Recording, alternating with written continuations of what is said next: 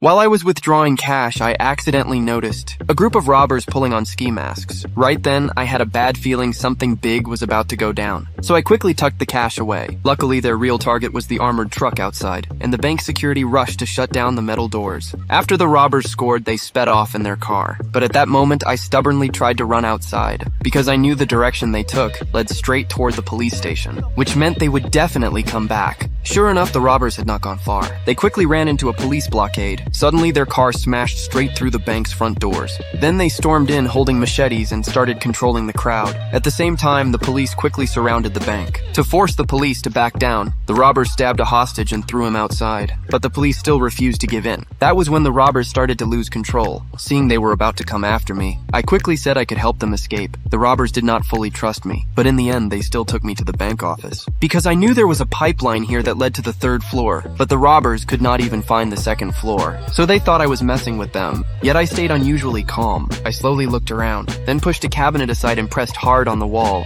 That was when I confirmed this wall led to the third floor. Suspicious, the robbers grabbed a fire axe and smashed it down. Sure enough, a hole broke open in the wall. I picked up some magnetic pieces from the desk and started laying out an escape route using a strategy like the game of Go, but I knew if I could think of this, the police would definitely be prepared too. So I told the robbers we needed a decoy to draw police attention. Then we would crawl through the passage to the third floor. Once the decoy pulled the officers guarding the north entrance away, we would use the time gap to steal the bank manager's car and escape. At this point, the robbers had no other choice but to trust me. At first, they planned to let Jack distract the police, but Jack's older brother did not feel safe letting him do it, so he chose to take the risk instead. Then John kidnapped the manager and drove out of the bank, buying time for the rest of the gang to escape. But he was trapped by police from both sides and eventually shot dead. Meanwhile, the other robbers drove west with me, but when it came time to split the money, they suddenly turned on each other. I seized the moment and grabbed the steering wheel, causing the car to lose control and flip over. I struggled and crawled out of the wreck. Then Jack rolled out of the car too. Just as I was about to leave, I realized the money on me was gone. So I went back to check inside the car, but then the car suddenly exploded. That was when I saw the money bag roll out of the wreck. I grabbed the cash and ran for it. I planned to hide at a school first, but then I realized someone had followed me there.